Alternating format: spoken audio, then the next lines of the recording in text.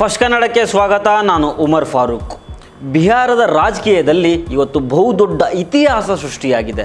ಬರೋಬ್ಬರಿ ಕಾಲು ಶತಮಾನ ಅಂದರೆ ಸುಮಾರು 25 ವರ್ಷಗಳ ಕಾಲ ಬಿಹಾರದ ರಾಜಕಾರಣವನ್ನು ಆಳಿದ್ದ ನಿತೀಶ್ ಕುಮಾರ್ ಯುಗ ಈಗ ಅಂತ್ಯವಾಗಿದೆ. ಬಿಹಾರದಲ್ಲಿ ಇದೇ ಮೊದಲ ಬಾರಿಗೆ ಕಮಲ ಅರಳಿದೆ. BJP ನಾಯಕರೊಬ್ಬರು ಮುಖ್ಯಮಂತ್ರಿ ಗಾದಿಗೆ ಏರ್ತಾ ಇದ್ದಾರೆ. ಏಪ್ರಿಲ್ 15ನೇ ತಾರೀಕು ಅಂದರೆ ನಾಳೆನೇ ಬಿಹಾರದ ನೂತನ ಮುಖ್ಯಮಂತ್ರಿಯಾಗಿ ಸಾಮ್ರಾಟ್ ಚೌಧರಿ ಪ್ರಮಾಣ ವಚನ ಸ್ವೀಕಾರ ಮಾಡಲಿದ್ದಾರೆ. सब कर देंगे। बहुत अच्छा रहेगा। आप भी खड़ा होइए ना भाई।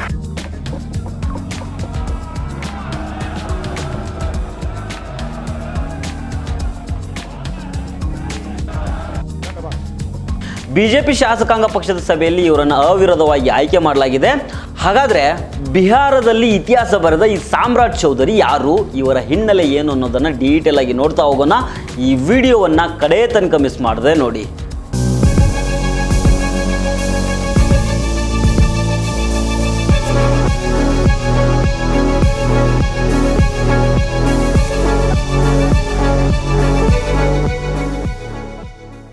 ಸಾಮ್ರಾಟ್ ಚೌಧರಿ ಹುಟ್ಟಿದ್ದು 1968ರ ನವೆಂಬರ್ 16ನೇ ತಾರೀಕು ಮುಂಗೇರ್ ಜಿಲ್ಲೆಯ ಲಖನ್ಪುರದಲ್ಲಿ. ಇವರಿಗೆ ರಾಜಕೀಯ ಹೊಸದೇನಲ್ಲ. 6 ಬಾರಿ ಶಾಸಕ, ಸಂಸದರಾಗಿದ್ದ ಪ್ರಭಾವಿ ನಾಯಕ ಶಕುನಿ ಚೌಧರಿ ಅವರ ಪುತ್ರನೇ ಈ ಸಾಮ್ರಾಟ್ ಚೌಧರಿ. 1990ರ ದಶಕದಲ್ಲಿ ಲಾಲೂ ಪ್ರಸಾದ್ ಯಾದವ್ ಅವರ RJD ಪಕ್ಷದ ಮೂಲಕ ಇವರ ಪೊಲಿಟಿಕಲ್ ಎಂಟ್ರಿ ಆಯಿತು.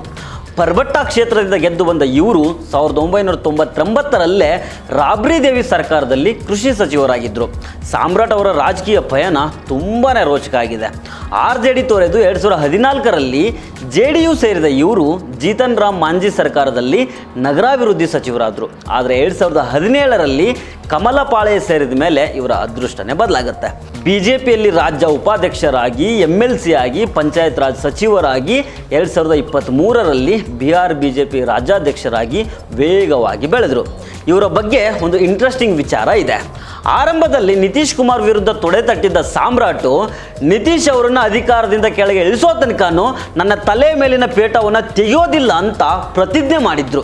ಆದರೆ ರಾಜಕೀಯದ ಚದುರಂಗದಾಟದಲ್ಲಿ ಅದೇ ನಿತೀಶ್ ಕುಮಾರ್ ಸರ್ಕಾರದಲ್ಲಿ 2024 ಮತ್ತು 2025ರಲ್ಲಿ ಇವರು DCM ಆಗಿ ಕೆಲಸ ಮಾಡಬೇಕಾಗಿ ಬಂತು.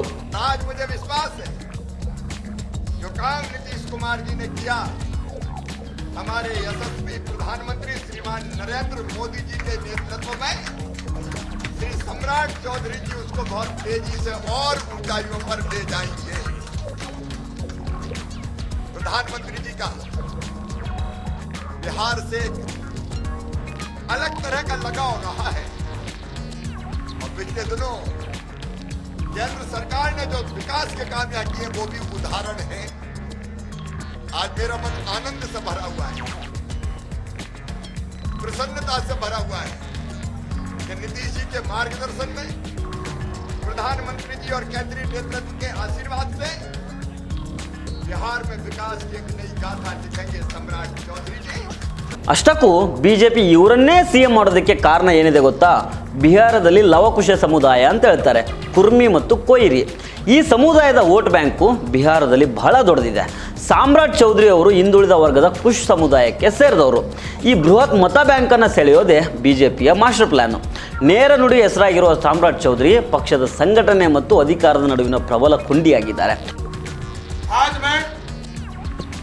आदरणीय प्रधानमंत्री जी को, आदरणीय गृह मंत्री जी को, आदरणीय राष्ट्रीय अध्यक्ष जी को, आदरणीय संगठन महामंत्री BL संतोष जी को, शिवराज सिंह चौहान जी को, हमारे पार्टी के अध्यक्ष संजय सरावगी जी को जरूर आश्वस्त करता हूं कि जो विचारधारा है भारतीय जनता पार्टी के लिए, जो विचारधारा है भारत को सबसे पहले सबसे श्रेष्ठ मानने का और पार्टी को सबसे आगे खड़ा करने का, उस काम को लगातार हम करते रहेंगे, इतना जरूर आश्वस्त करते हैं. और आदरणीय नीतीश कुमार जी ने बहुत चीजें सिखाया, कैसे सरकार चलाया जाता है, कैसे बिहार में सुशासन स्थापित होगा, बिहार के लोकतंत्र के लिए क्या ठीक है. मैं तमाम लोगों को जरूर आश्वस्त करता हूं कि बिहार के लोकतंत्र के लिए, बिहार के विकास के लिए, बिहार की समृद्धि के लिए। जिस तरह आदरणीय प्रधानमंत्री जी ने विकसित भारत का सपना देखा है, 2047 में भारत विकसित हो, और बिहार के मुख्यमंत्री तत्कालीन आज के मुख्यमंत्री नीतीश कुमार जी ने जिस तरह समृद्ध बिहार का सपना देखा है, हम तमाम भाई मिलकर इस बिहार को भी समृद्ध बनाएंगे और देश को भी विकसित बनाने का काम करेंगे। इसलिए संगठन को और मजबूत करना है। सरकार का सुशासन सभी जाति धर्मों से कूटकर नीचे तक पहुंचाना है। ಮುಂಬರುವ ದಿನಗಳಲ್ಲಿ ಬಿಹಾರದಲ್ಲಿ ಬಿಜೆಪಿಯ ಭವಿಷ್ಯ ಇವರ ನಾಯಕತ್ವದ ಮೇಲೆ ನಿಂತ್ಕೊಂಡಿದೆ. 25 ವರ್ಷಗಳ ನಿತೀಶ್ ಕುಮಾರ್ ಕೋಟೆಯನ್ನು ಭೇದಿಸಿ, ಅಂದರೆ ಭೇದಿಸಿದ್ದಲ್ಲ, ಅವರ ಸಪೋರ್ಟ್ನಿಂದನೇ ಕಮಲವನ್ನು ಅರಳಿಸಿರುವ ಸಾಮ್ರಾಟ್ ಚೌಧರಿ CM ಆಗಿ ಅದೆಂಥ ಕಮಾಲ್ ಮಾಡ್ತಾರೆ ಅನ್ನೋದನ್ನು ಕಾದು ನೋಡಬೇಕಾಗಿದೆ. ಇದಾಗಿತ್ತು ಇವತ್ತಿನ ವಿಶೇಷ. ಈ ವಿಡಿಯೋ ಇಷ್ಟವಾದರೆ ಲೈಕ್ ಮಾಡಿ, ಶೇರ್ ಮಾಡಿ ಹಾಗೂ ನಮ್ಮ ಚಾನಲ್ಗೆ ಸಬ್ಸ್ಕ್ರೈಬ್ ಆಗಿ.